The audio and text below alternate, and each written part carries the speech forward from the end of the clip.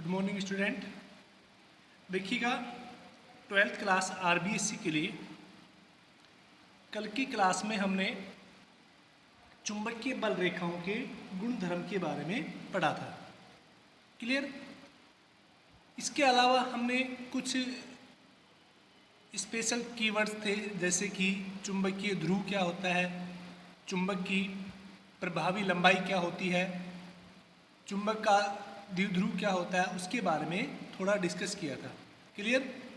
कि चुंबकीय बल रेखाएं क्यों एक दूसरे को नहीं काटती हैं, इन सब के बारे में कल हम डिस्कस कर चुके थे। आज का जो टॉपिक है उसके बारे में हम बात करते हैं। आज की क्लास का जो पहला टॉपिक है दैट इज चुंबकीय द्विध्रुव। बच्चों, चुंबकीय द्विध्रुव से पढ़ने से पहले अगर हम बात करें विद्युत द्विध्रुव की, तो हमने विद्युत द्विध्रुव पढ़ चुके हैं, इलेक्ट्रिक डाइपोल। द्वि मीन्स क्या होता है? दो, ध्रुव मीन्स किनारे। विद्युत द्विध्रुव में हम पढ़ते थे कि अगर दो समान परिमाण के आवेश और विपरीत प्रकृति के आवेश एक दूसरे से कुछ दूरी पर रखे होते हैं तो वो विद्युत द्विध्रुव कहलाता था। क्लियर? इसी प्रकार अगर हम चुंबकीय द्विध्रुव की बात करें तो दो समान तीव्रता के ध्रुव जिनकी प्रकृति विपरीत है, जिनकी प्रकृति विपरीत हो, किसी निश्चित दूरी पर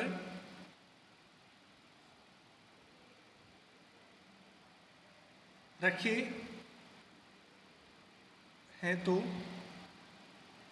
वे चुंबकीय द्विध्रुव कहलाते हैं।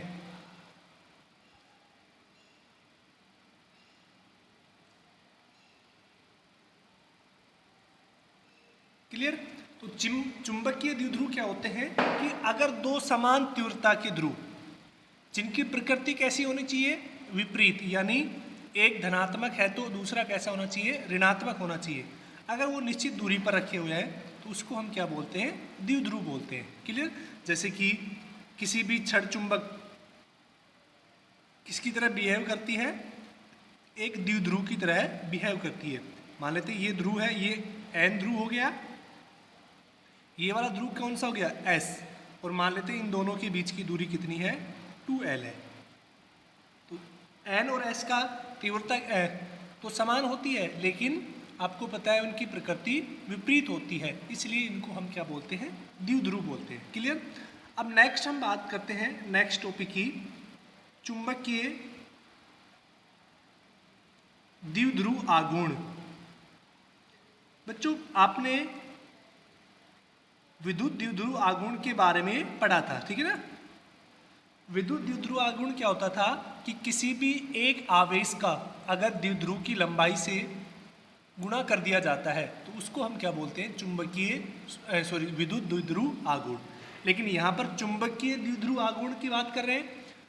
मैंने बताया कि ये जो चैप्टर 5 आपका 8 चैप्टर है, बिल्कुल चैप्टर 1 के और 2 के एज इट इज है, बस थोड़ा सा डिफरेंस है। जहाँ पर विद्युत क्षेत्र पढ़ेंगे वहाँ पर चुंबकीय क्षेत्र के बारे में हम बात करेंगे। क्लियर? तो चुंबकीय द्विध्रुव आघूर्ण क्या होता है? किसी चुंबक के एक ध्रुव की प्रबलता को यदि चुंबकीय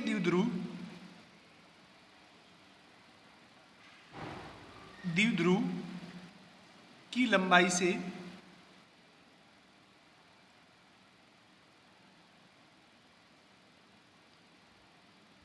गुणा कर देने पर चुंबकीय द्विध्रुव आघूर्ण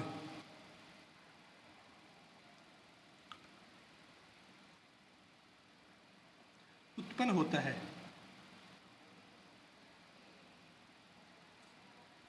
यानी चुंबकीय द्विध्रुव आघूर्ण उत्पन्न होने की बजाय कहलाता है। तो देखिए, चुंबकीय द्विध्रुव आघूर्ण को बच्चों हम m से लिखते हैं, और ये कैसी राशि है? सदिश राशि होती है। तो m क्या हो गया कि किसी भी एक द्विध्रुव की जो तीव्रता है, ठीक है, qm, उसको अगर हम मल्टीप्लाई कर दें किससे?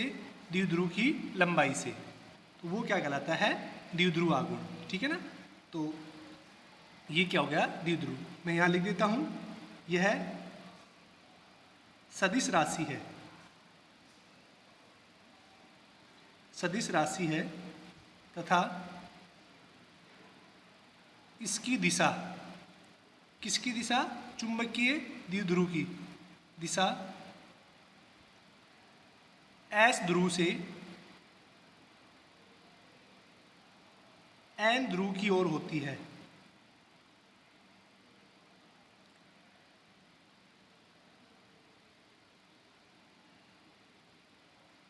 क्लियर?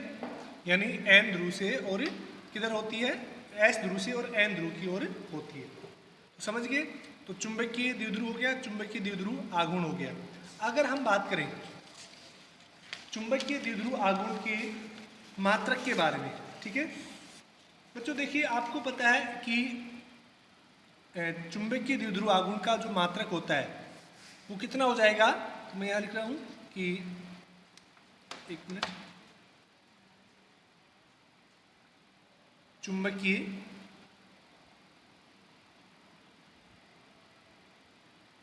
द्विध्रुव आघूर्ण का मात्रक, ठीक है, एम्पियर मीटर स्क्वायर होता है। क्लियर?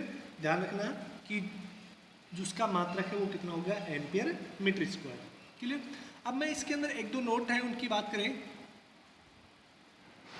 देखिएगा, अगर एक चुंबक है आपके पास से,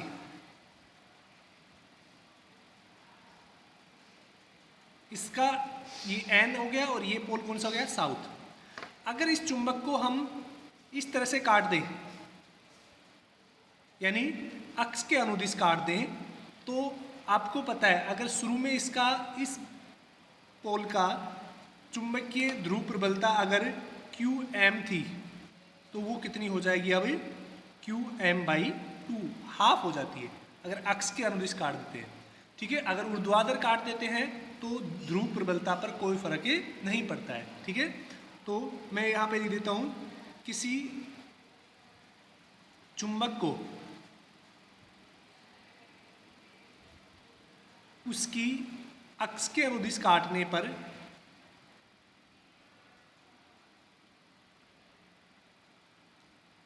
पर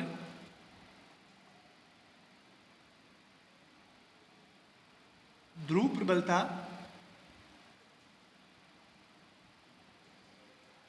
आधी हो जाती है।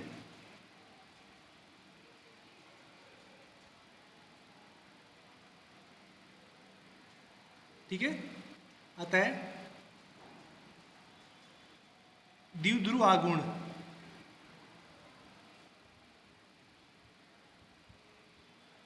भी क्या हो जाएगा? आधा हो जाएगा। ठीक है ना? देखो, लंबाई में कोई परिवर्तन नहीं हुआ है, लेकिन ठीक है, दूसरा ध्यान रखना, किसी चुंबक को उसकी, ये तो अक्ष हो गया, ठीक है ना, ऊर्ध्वाधर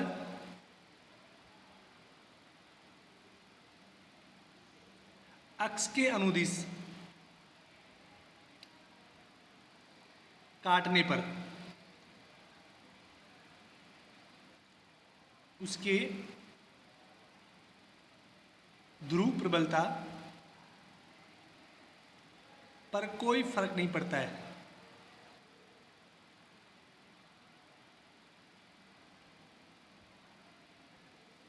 नहीं होता है। ठीक है ना। अगर हमने इसको इस तरह से काट दिया, यानी इसको दो इक्वल भागों में काट दिया जैसे, तो इसकी ध्रुव प्रबलता पर कोई फर्क नहीं पड़ेगा। लेकिन देखिएगा यहाँ पर क्या हो रहा है, अगर हम ऐसे काटेंगे तो लंबाई आधी हो जाती है, लेकिन लंबाई आधी होने के कारण क्या हो जाएगा, द्विध्रुव आघूर्ण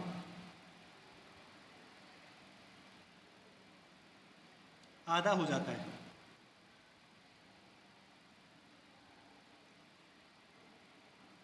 क्लियर। तो ये कुछ द्विध्रुव आघूर्ण के नियम थे जिसको आपको याद रखना है। मात्रक हो गया है द्विध्रुव आघूर्ण के बारे में, ठीक है। अब देखिएगा नेक्स्ट टॉपिक वो है चुंबकीय क्षेत्र में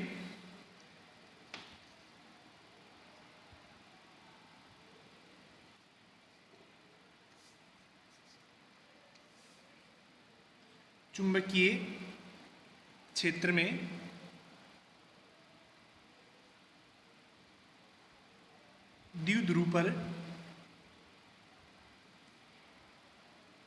बल आघूर्ण।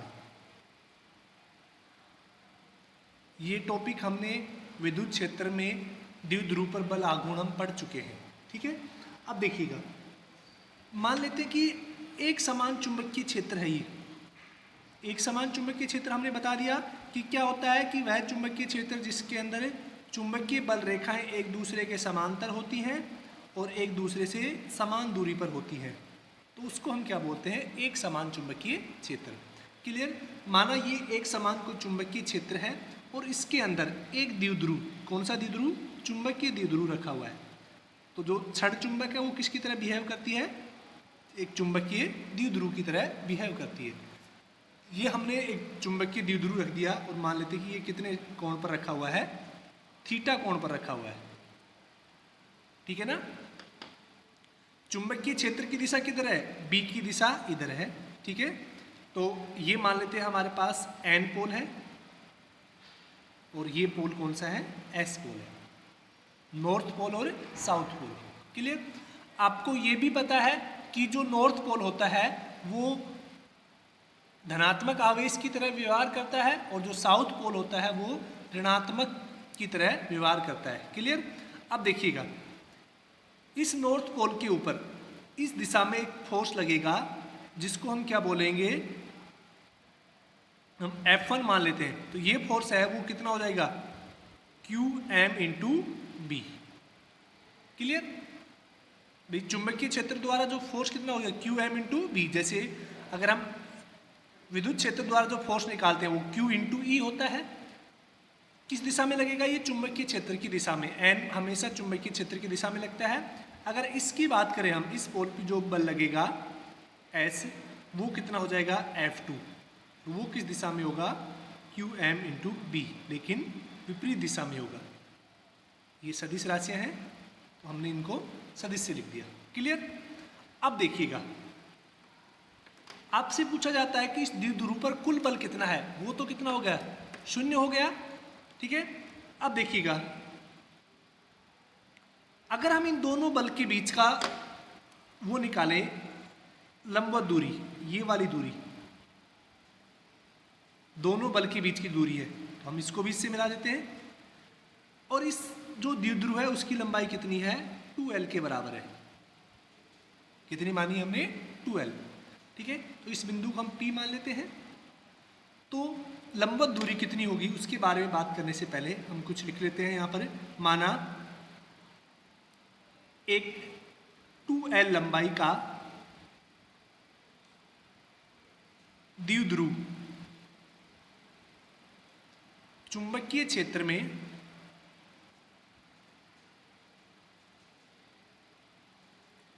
थीटा कोण पर रखा है।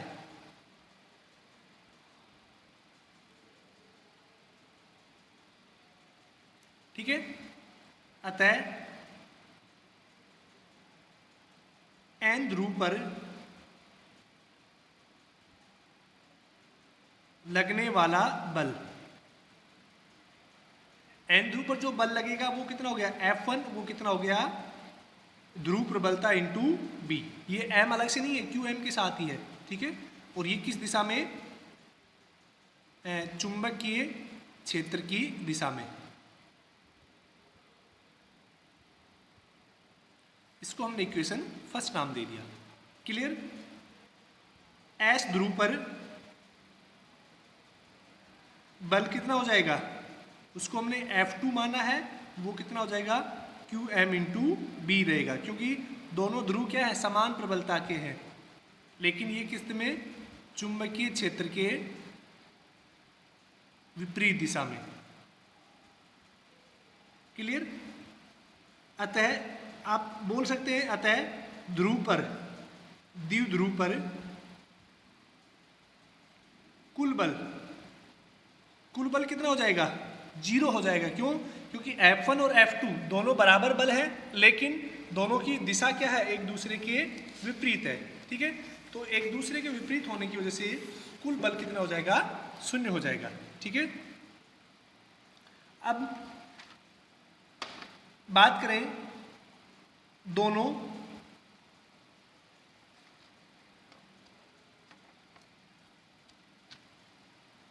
बलों के मध्य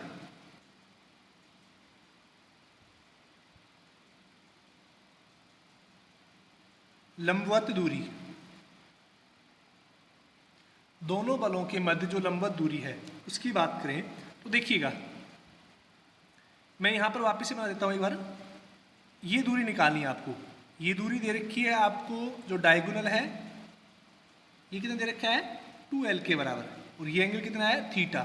तो यहां से देखिएगा क्या आप लिख सकते हैं हम? साइन थीटा, ये s था, ये n है, और ये p माना है हमने, ठीक है ना। तो साइन थीटा क्या होता है? परपेंडिकुलर अपॉन हाइपोटेनिस, ठीक है ना। तो यहां से पी एन कितना हो जाएगा? ns sign theta. क्लियर? और पी एन बराबर यानी लंबवत दूरी कितनी होगी? 2l sine theta. इसको इक्वेशन हमने थर्ड नाम दे दिया। क्लियर? अतः बल आघूर्ण, देखो बल आघूर्ण क्यों लगेगा? क्योंकि बल तो कुल 0 हो गया, लेकिन दोनों बल की क्रिया रेखा विपरीत होने की, दोनों बलों की जो क्रिया रेखा है वो एक समान ना होने की वजह से क्या लगेगा? उसके ऊपर बल आघूर्ण लगेगा। तो बल आघूर्ण क्या होता है?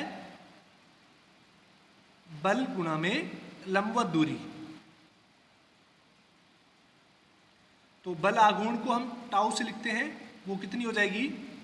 बल कितना हो जाएगा? क्यू एम इंटू बी इंटू लंबवत दूरी कौन सी है? 2l sign theta. क्लियर? या फिर इसको टो इक्वल टू कितना लिख सकते हैं? Q M 2l into B sine theta भी लिख सकते हैं हम।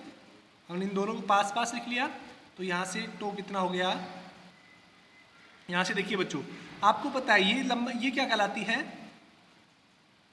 द्विध्रुव आघूर्ण एम बी साइन थीटा। और आपको पता है जब हम इसको सदिश रूप में लिखेंगे टो को, तो जब साइन थीटा होता है तो वो किस में हो जाते हैं?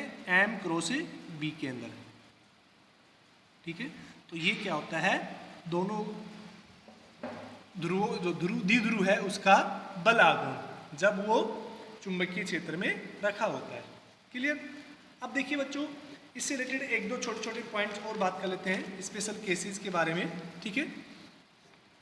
यानी अतः द्विध्रुव आघूर्ण, द्विध्रुव आघूर्ण कितना हो गया? M B sine theta. Clear? ठीक है। अब केस फर्स्ट, यदि थीटा इक्वल टू कितना है? 0 डिग्री, तो उस केस में थीटा 0 है, मतलब द्विध्रुव है, चुंबकीय क्षेत्र के समांतर रखा हुआ है इस तरह से। उस केस में साइन 0 कितना हो जाएगा? 0 हो जाएगा। तो वहां से टो का मान कितना हो जाएगा? वो भी 0 हो जाएगा, ठीक है। केस सेकंड की बात करें, अगर थीटा इक्वल टू कितना है? 90 डिग्री, यानी उस केस में साइन थीटा कितना हो जाएगा? 1 हो जाएगा। यानी जो द्विध्रुव है वो चुंबकीय क्षेत्र के लंबवत रखा हुआ है। उस केस में देखिएगा कैसे होगा, तो वो अधिकतम होगा, यानी जो मैक्सिमम होगा वो कितना हो जाएगा, एम बी साइन 90, ठीक है, या टो बराबर कितना हो जाएगा, एम क्रॉस बी। ये सदिश राशि होती है टो, ठीक है ना, ध्यान रखना। क्लियर? तो यहां से तक ही हो गया होगा आपका। जो नेक्स्ट टॉपिक है उसकी बात करते हैं कि समान चुंबकीय क्षेत्र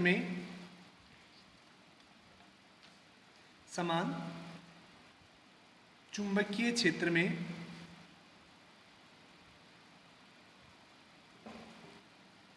द्विध्रुव की स्थितिज ऊर्जा। देखिए जो द्विध्रुव है वो चुंबकीय द्विध्रुव पढ़ रहे हैं हम, ठीक है। द्विध्रुव की स्थितिज ऊर्जा, पोटेंशियल एनर्जी, ठीक है ना। यानी पोटेंशियल एनर्जी क्या होगी कि उस द्विध्रुव को हम घुमाएंगे, ठीक है ना, तो किसके बराबर होगी, उसके किए गए कार्य के बराबर, ठीक है। यानी किसी द्विध्रुव को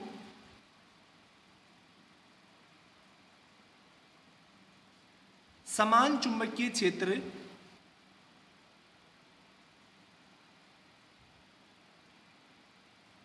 में घुमाने पर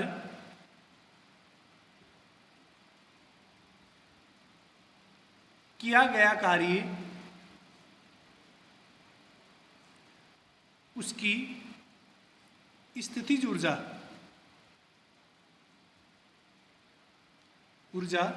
के रूप में संचित होता है, यानी इकट्ठा होता है, ठीक है। कैसे इकट्ठा हो जाता है, उसकी स्थितिज ऊर्जा में, ठीक है। चूंकि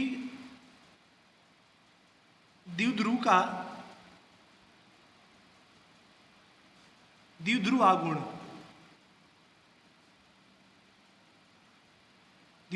कितना होता है, एम बी साइन थीटा। ये हम पढ़ चुके हैं, किसी द्विध्रुव का जो द्विध्रुव आघूर्ण होता है वो कितना होता है, एम बी साइन थीटा, ठीक है। यदि द्विध्रुव को अल्प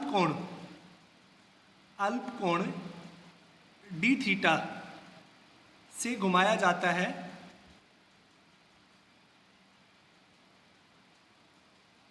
तो किया गया कार्य,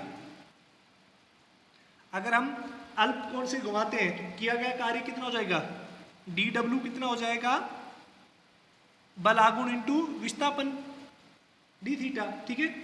या फिर हम इसको कह सकते हैं डी डब्ल्यू इक्वल टू तो किसके बराबर होता है, M B sine theta d theta हो गया, ठीक है। अतः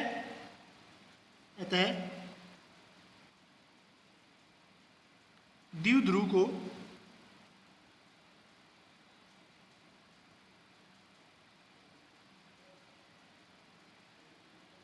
थीटा 1 से थीटा 2 तक घुमाने में किया गया कार्य,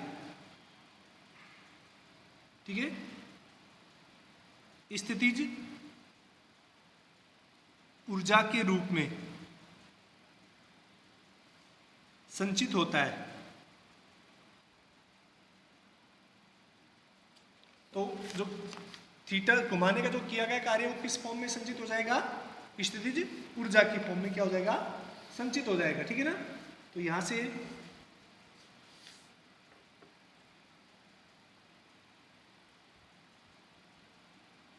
W बराबर कितना हो गया, थीटा 1 से लेके और हमने कहां तक घुमाया उसको, थीटा 2 तक, ठीक है। थीटा यानी M B sine theta d theta, clear. या W इक्वल टू कितना हो गया, एम बी तो कांस्टेंट हो गया, साइन थीटा का इंटीग्रेशन यानी थीटा 1 से लेके theta 2 sine theta d theta, या W equal to M B sine theta का कितना होता है, माइनस कोस थीटा, थीटा 1 से लेके और थीटा 2। क्लियर? तो यहाँ से बच्चों अगर हम माइनस को बाहर निकाल लेते हैं, ठीक है, तो स्थितिज ऊर्जा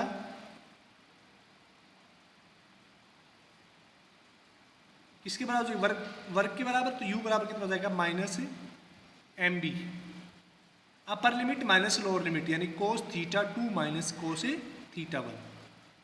तो ये क्या होगी? इसकी स्थितिज ऊर्जा। ठीक है।